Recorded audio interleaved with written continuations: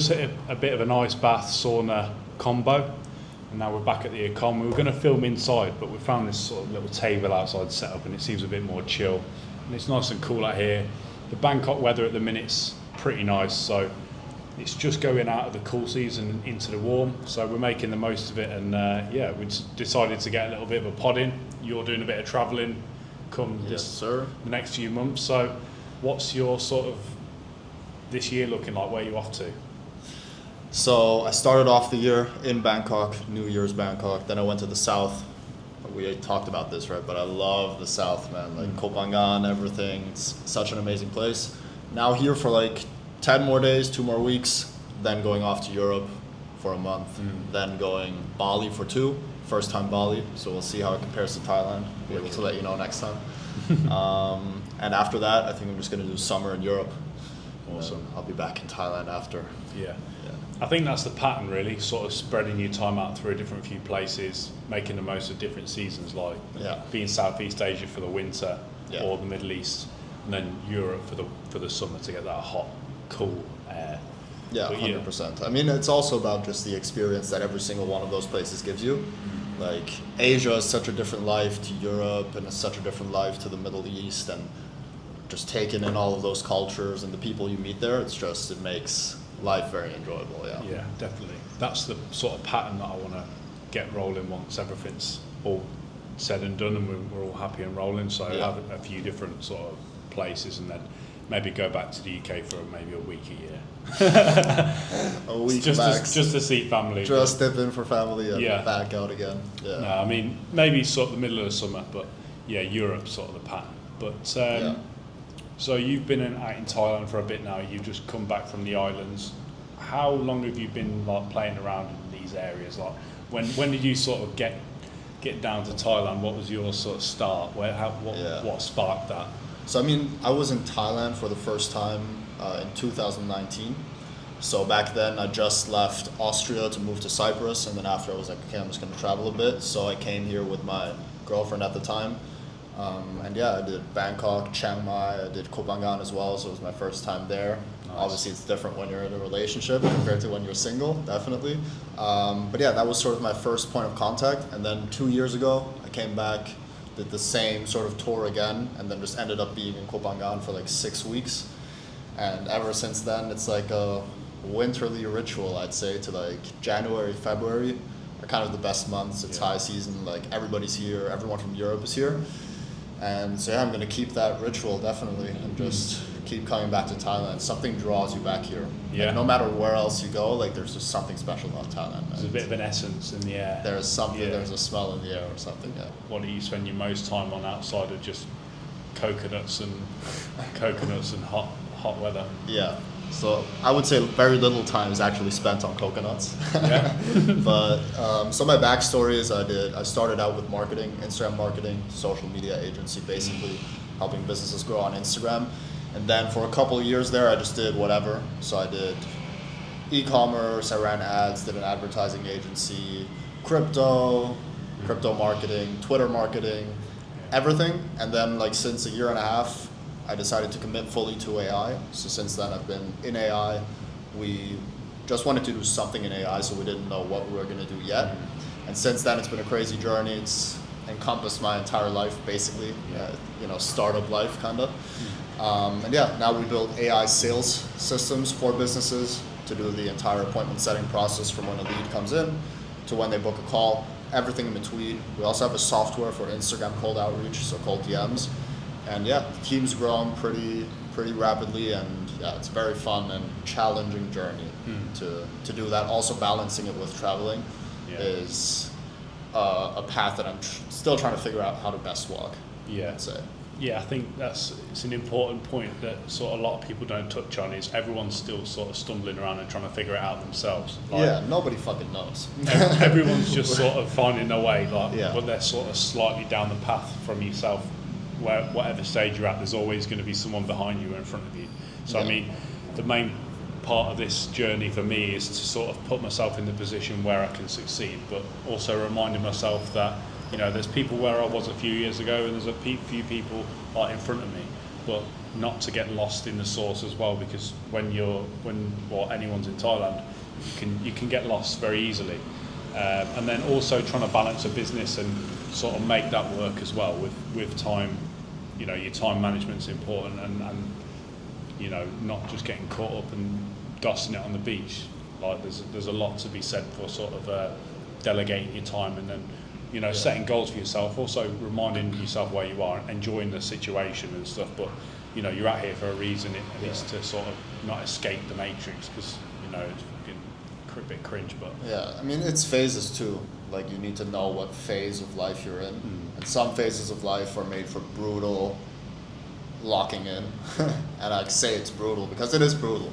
You start to feel lonely, you have less social contact, you don't meet girls, like, yeah, it's locking in, right? But it's a purpose to achieve a certain goal. And then other times, maybe you are at the beach with a coconut and business is taking a little bit of a back burner for a week or two, but allows you to reset, come back stronger. But yeah, like you said, it's the path of life. You don't really know what the fuck to do, so you just got to do something, and then you can adjust as you go. Yeah, 100%. There's no light without dark. Sometimes you got to lock in for a bit and just shut the world out and figure out really where your head's at. But if you do too much of it, you become a bit of a weirdo. So you got to sort of balance that with mission first, right? And then everything else kind of falls naturally into place. If you have your work life sorted, the rest sort of follows. If your finances are good, if you have fun and you enjoy what you're doing, you have that part really dialed in, and then also you get it to a point where it doesn't encompass your whole life. I mean, that's the goal, right? Like, a lot of the times you'll just work for the sake of working, but really you should be working for the sake of building something that then gives you time back so that you can actually live your life and have fun and do cool shit. Following up on what you said,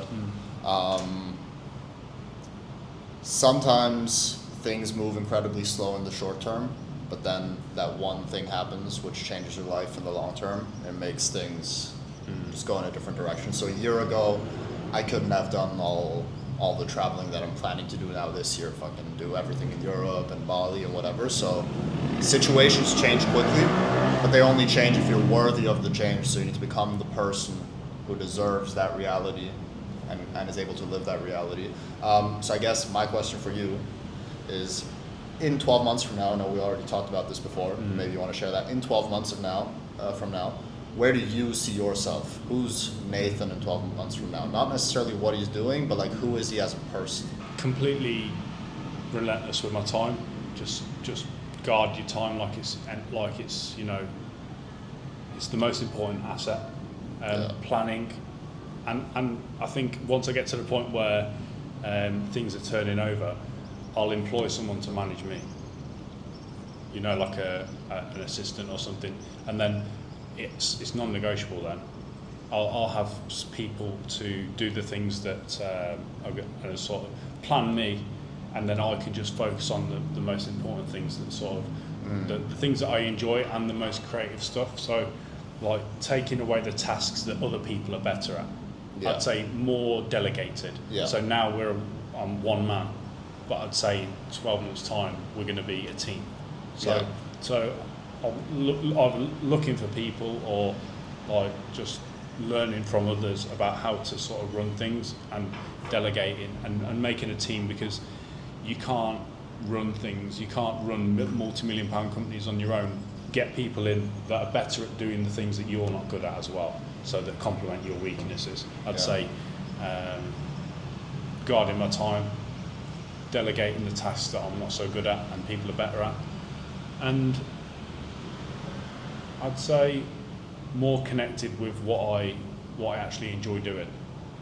So, I mean, I've already begun this mission of doing things that I enjoy. So, like creating content, meeting great people, sort of talking about, you know, what's on my mind. Because before, when you live a corporate life, or you live sort of under the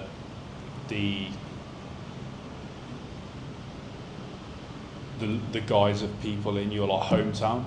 So if you live around people that you've been around with your whole life and they've seen you grow up, they've got this negative, not a negative preconception of, but they've just got preconceived thoughts. And then as soon as you do something that's out of the ordinary, it's like, oh well, that's not you.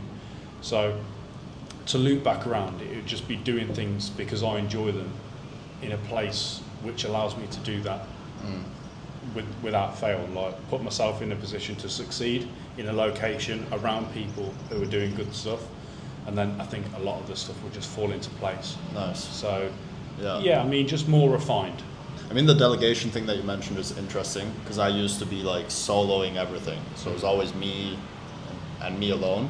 And like the past year, it's kind of grown from me and my co-founders to now being like 15 people. And having people you enjoy working with who are able to take away things from your life, which you maybe don't like doing, but every task that you hate, somebody else loves. So making that transition from no team members to now 15, it's completely changed everything because it gives you more time back so that you can actually do the things that you're good at. And it just gives me the freedom. Like back in like 6 months ago, for example, I couldn't take a Sunday off. Like Sunday was like a 10-hour fucking blasting through that Grind. shit. Otherwise, on Monday I'd be so fucked that I can't keep up with the week. Whereas now I'm able to like take Sundays off, or like if I want to do something else with my life or with my time, I can actually do that, and the things that need to get done still get done because there's a team around to support. So having that network of people who you actually believe in and who you're also not just business partners or like co-workers with, but you're actually like you actually like them for people, for who they are. You're like, this guy is a fucking cool dude. Yeah. Like I like to work with him and he's smart, and I would fucking grab a beer with him also. Yeah. Although I don't drink beer, but sentiment tequila, soda, there. lime, or whatever. Double. Yeah, that's my go-to. You know. Yeah. Yeah, tequila, soda, limes. That's a method, by the way. But they don't actually squeeze the limes over here. They just give you them. Yeah, squeeze. When I order a tequila soda lime, I squeeze the lime and I do the visual, but they don't squeeze them for me. But yeah, sometimes you gotta fucking squeeze your own lemons in life, you know. So it's a great. It's a metaphor. It's a good great metaphor right there. Sometimes you got to squeeze your own limes when life gives you limes. So Nathan, let's fucking switch it up a little bit. What do you think? Obviously, I haven't been here that long, but what do you think of like the nightlife in Bangkok? Like, what's like the most crazy thing that you've seen or done? So I've not really ventured out into the nightlife. I've not gone to the places that the lads usually go to in Thailand when they hit Bangkok. I've not been to the hot spots, as you'd say. Have you been to Nana Plaza? No. Khao San Road? No. Okay. So I don't drink personally. The people that know, I don't really drink. But yeah, I'd say it's not really my vibe. That I came in with a mission to sort of improve.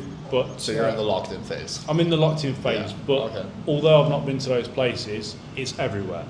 Like you walk down the street and there's like, Hello, handsome man. oh, handsome man. massage. Yeah, you get that everywhere. It's like, Yeah. gee, I'm just trying to go to the 7-Eleven and get a drink. Yeah, And I mean, the thing about Nana Plaza and those places is like, if you've never been, you have to see it. But would I go there to have a good time on like a Saturday? No, it's just such a weird place. Like you walk in there and it's like, I don't know how much I can say this is going on YouTube, right? But it's just like basically it's strip clubs fucking lined up everywhere. There's a and smell it's- in the air, basically. Yeah, basically. Yeah.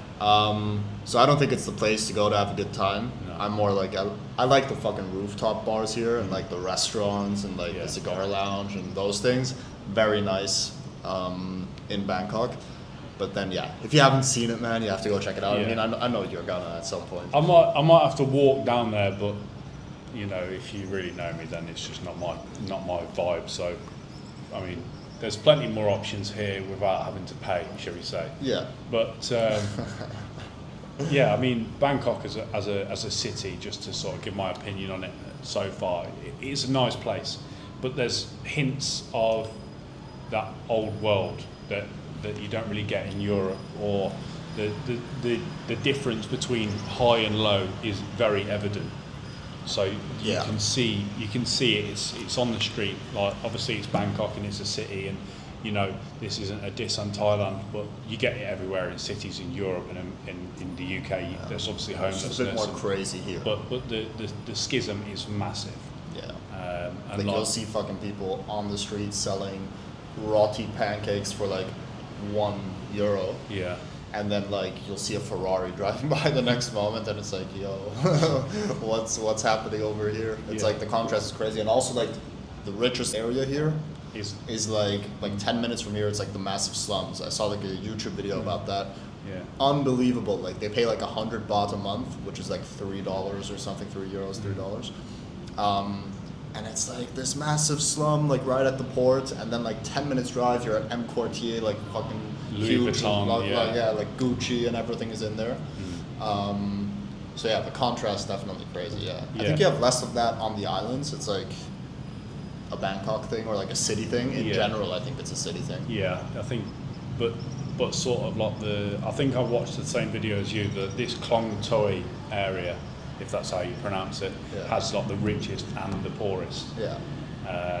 So yeah, it's crazy to see as a Westerner, and like a lot of the things that people would be like in care homes and stuff, but they're actually out on the streets. They're having to fend for themselves. So that's a bit like tough to see.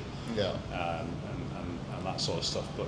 That's something like Samui and Phangan, you don't see that stuff. Like doesn't really exist there. When are you planning to go, by the way? So I've not got any current plans to go to the islands, but I may be going down south for a bit with some guys and get a villa and sort of lock in there and get some content and whatnot. Nice. So that'll be like my first trip outside of Bangkok for the first like 2 months. So yeah, that'll be good to go down there and sort of see a bit more nature, because I do like the countryside and all that sort of stuff. Like I've always been a hiker, and I've always gone like walking with the dog and all that sort of stuff, and then decided to move to a city, but for a specific reason. So it'd be good to sort of have a little bit of a break from it and reconnect with nature a little bit and see some cool stuff, and maybe pop down to the beach and But I think it's about the contrast, you know, like you need the big city to enjoy the beach, and then to enjoy the beach you need to know the big city, because both has its benefits. Like if you're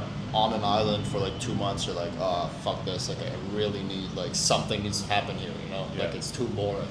And then you're in the big city, and then after being in the big city for a while, you're like, man, like I just need like a little bit of like sand or something. Yeah, like something a little bit more quiet. Also the air quality. I feel like I notice it, man. I feel like I'm not as dialed in physically in Bangkok as somewhere else. Like when I sometimes you just cough a little bit, or like you have some congestion or some shit. I don't know if I'm the only one who notices that, but it was definitely very strong the first 2 weeks that I was here. Yeah. I don't know whether it was smoky season over but that was the crazy time, in Vietnam or something, and it came over.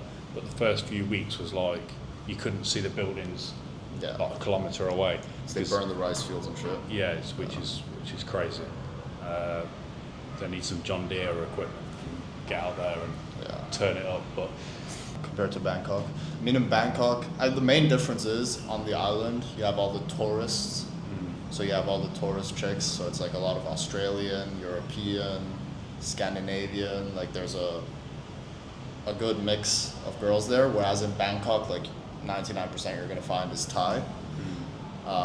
It's hard to come across. Like if you're living here and you're like, depends on your goal, right?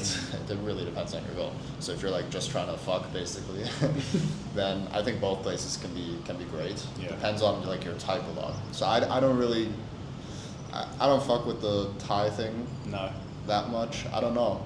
I've tried it, but you know I can't wrap my head around it too much. So I prefer the islands.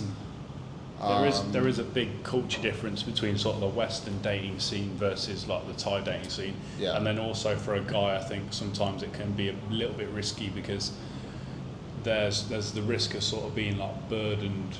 People seem to think they're going to get burdened with like family troubles that they don't know about at the beginning, which can be a bit of a risk. Yeah.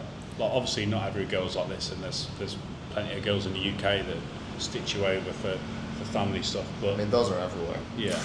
there's it seems to be a bit more like feared over here, whether it's true or not. But yeah, I'd say sort of I've not really ventured out sort of partying scene, so I don't really know what like the. I mean, party girls suck everywhere, kind of, right? I mean, it really depends. Are you more like a relationship kind of guy, or more like a single kind of guy? Well, I've always been pretty much single, and I don't think it's always been by choice. I think a long time ago it used to be, you know, not an option, but for like the last couple of years I chose to be sort of just dialed into my work, and it just went hand in hand with like the self-improvement thing and sort of just saying dialed in. So you were dating a little bit, but like not like. Not focused. Try to like sort of just stay focused on improving my gym and my communication and all these things at work. And I was pumping so much time into work, more than I should have. But it got me to a point where everything else just sort of fell into place, like you were saying earlier. So do you think it's easier to build up like a rotation? Yeah. Build up like a rotation in Bangkok compared to like UK? I'd say most definitely. Yeah, I'd say it's much easier just because of you're exotic here. If you're a white guy, or even if you're not white, even if you're not Thai, you're anything non-Thai and Western really will just give you like, if you're a 5 out of 10, it'll instantly make you like an 8. Yeah, yeah. Just because you're a little bit different and they can learn English and these sorts of things, and it's like they'll just, it's. And I mean, there's the obvious things too, like the assumption is you have more money because you're Western. Yeah. Like there's some stuff going on there too, so it's whatever the reasons. It's a big old game like anywhere else, but I'd say the rules still stay the same, but they're just, some things are slightly easier than others. Yeah. But I think if you're looking for a good girl, they're out there, but you're not going to find them down Khao San Road. Yeah, I mean, you're definitely not going to find them on the islands. No. On the islands, it's like you're not going to find. Wow. Yeah.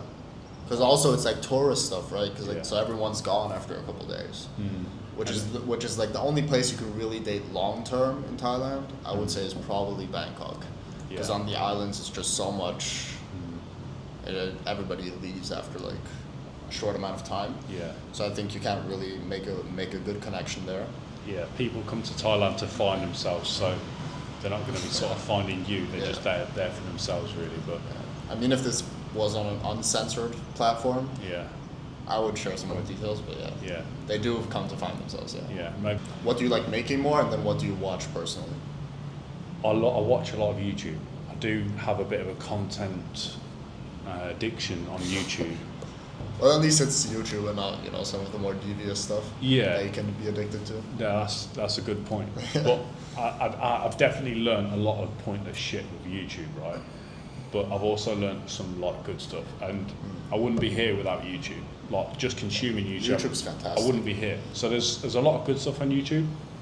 But I think if you're sensible with what you click on, and you search for good stuff, it's going to show you the right things because it wants to keep you on the platform. It's like any algorithm. If you give it positive or only click with the positive things, you and someone else may have a completely different algorithm just with the same app. So I think it's all about discipline, really. Yeah. And I mean, YouTube is such a great, also like on the business perspective, YouTube is such a great lead source because people fucking know you from a longer video, so they're much more inclined to buy from you after, compared to like Instagram Reels. So like 10,000 views on Instagram Reels is not equal to 10,000 YouTube views. 10,000 YouTube views will get you so much more like actual money, actual revenue. So like in terms of like pure business opinion, YouTube is far superior to any other platform really, because it's a search engine too. So people go on there to find a video, and then if you're there while they were searching for a solution and you have a video on it and you actually sell something behind it, it's like a golden loop. That's how we built our entire business. It's all YouTube. Yeah, but I think Instagram's still like massive for networking. Yeah, you need Instagram for networking. Yeah, like it's the main thing. Like if you haven't met someone yet and they've seen your Instagram, it's the main thing that's going to determine how they perceive you before you walk into a room and actually shake their hand. Yeah. So Instagram massive, whether it's for business or for dating. Yeah. For both of those, your Instagram is the fucking most important thing. It's like your virtual business card kind of thing. Definitely. Like your virtual profile. Sort of thing. Whereas YouTube is more like value driven, and it's a key element for success. Yeah, and I think going down the line, I'm repeating what other people have said before, but if you don't have a personal brand in like the next 10 or 15 years time, people just won't trust you. Like, be like, well, why don't you have things like what you're hiding? And so it's going to be the status quo like it is now, but it's just going to be even more pronounced. I think it's the life hack. It's the key to sort of, or it's just a non-negotiable actually, just to have nowadays. But I mean, try not to get too focused on the numbers and try and give some actual value, but at the main point, just have a little bit of fun with it and have a little bit of an idea of what you want to post beforehand as well. Like having a bit of structure with it and putting something out there that's actually going to benefit people rather than just like posting memes and stuff. And you're not going to get. letting go of the numbers, man, is a big one. Yeah. Like, not just for social media, also for like business. Letting go of the actual dollar amount that you're making allows you to free up that mind space, and then the number actually goes up. The more you care about a result and an outcome, and the more you fucking try and force it, the less likely it is to happen. So if you just let go and trust the number is going to take care of itself, if you handle the other things, everything just flows more effortlessly. So there's some great books on this too. Yeah. Like Transurfing Reality is like one of them where, Great book. such a good book. Yeah, need to reread that. Yeah, so like if you let go of the outcome, everything just becomes so much easier. Yeah, the main crux of that book is excess importance. So people put so much importance even on little things, and it just completely throws it out. Like basically, you're putting too much on this, and the world will just run away from you. Like you can't live your life chasing stuff. You have to sort of put yourself in the position, build it, and it will come to you. And it's like, it starts with the small things and then the big things, like the revenue number, but then also the small things, like if you wake up in the morning and like your throat's a little bit sore and you put so much importance on your fucking sore throat and you're gonna be a bitch all day and laying in bed and you're like, like I'm not feeling so well today. If you just don't give a fuck about it and you take away its importance, like my throat's sore, but I'm still gonna fucking do my shit, right? Yeah. And then life starts to flow so much easier if you just don't care. Like, you order the taxi and then it cancels on you a minute before it arrives. You can get pissed off and put a lot of importance on it, or you can just be like, fuck it, man. Next taxi is coming. Could have crashed in that one, or Exactly. Like, nothing really matters at the end of the day. So the more you can ignore those outside factors and just be your own little bubble, moving around, having fun, the better life is. How do you like your Whoop? Last question. Good. Yeah. Yeah, I'm finding it good, and it's sort of, it'll tell me when I'll realise like the day before, like if I'm coming down with something, like this whole fucking sore throat thing. Like you'll notice. I mean, it's an indicator, right? If you let it rule you, you can let this rule you as well. Sort of like you get a bad score, it'll be like, oh, I'm not going to perform today because I've got a red score. But it's an indicator. So if you use it and don't let it abuse you. And don't let it rule you as well. But it's really good, I find, for sort of keeping the things that actually help you. It makes you realise what works and what doesn't. Like, you can if you're staying up too late on your phone, everyone knows it's not good to read your phone in bed, but this will tell you like you got a bad score today because you didn't do this right, or that sort of stuff. So, I mean, it's good. It just reinforces what you already know. Like if you know about fitness and you've got a bit of a brain about you, then this isn't going to be groundbreaking, but it gives you a second opinion on stuff as well. Yeah, it's good to try it once at least. 100%. It also has some downsides though. Like if you wake up and you see a red score, you see a bad score, it reinforces the idea that you're fucked up. Whereas if you don't have it and you just go gym, cold shower, whatever, you're kind of back in the game and you just don't give a fuck about the score. I feel like the score also like mentally like influences you a little bit. And I had a fucking allergic reaction to it. Like I got like fucking red skin and like white bubbles and shit. It was fucking crazy. What was one thing that you did back then that you change now, just sort of like make your life easier? Damn, deep question. One thing that I changed to make my life easier. Or that would have shortened a process or made something slightly less stressful, like self-sabotaging. Yeah. So I think one thing that I started doing was going to the gym every day. That did change my life in a lot of ways. Not just in the fitness way, but like in the business way too. Like it gets the momentum going because it's like the easiest thing where you know it's fucking guaranteed to get results. And then you can apply that same principle of, okay, if I go to the gym every day for 6 months and my diet's locked in, I will gain muscle and I will look better after. And once you've proven that, you start to apply the same principle to business. Like if I do the same thing and just keep working every day for 6 months, I know I'm going to be in a better place at the end than I was before. So I think that frame. Also, getting closer to God has been a big one for me. It does keep you away from bad things. Like it does keep you, it keeps you more focused and striving towards the goal because you realize that other things are meaningless, and it also allows you to be more forgiving with yourself because you understand that whatever the bigger plan is, you don't know, only God knows. So it allows you to have a little bit more slack, like what we just talked about. Take away importance from things because it's not my plan. The plan's already decided. So I'm just going with the flow, basically. Yeah. So I would say those things. And then, yeah, man, self-doubt, catching your self-doubt, I think is a big one also. Like, everyone has self-doubt. I don't think it ever goes away, to be honest. No. I don't think that shit ever goes away. I think Elon Musk has a lot of self-doubt probably too, you know, so that shit never goes. But catching yourself in the moments where you have self-doubt and being able to label it as, okay, I'm doubting myself. It's not a rational thought. It doesn't advance my life in any way to doubt myself. Like, it's not like I'm critically thinking about the situation and analyzing it to make it better.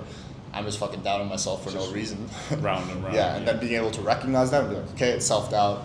Yes, I have those thoughts. Yes, I have those feelings. And again, not putting so much importance on them and just being able to move forward. So I would say those things, but obviously a lot of other lessons, like also every rough patch that I've hit in my life. Because yeah, I've been doing online business now since I was 16, so it's been 8 years. So every time you hit a rough patch or money gets low or whatever, you grow in a way that you couldn't have grown if things go well. So yeah, just being accepting of that and understanding that you're gonna fuck up. I've fucked up a lot of times. I've wasted months on partying and let a business go to shit, basically, you know. But then at the end of the day, you're able to look back at that and just smile. Yeah. As I've gotten older and older, a bit more aware of what I'm doing, the getting closer to God thing sounds is more aligned to me than I actually thought. Yeah, same. I used to not be religious. Yeah.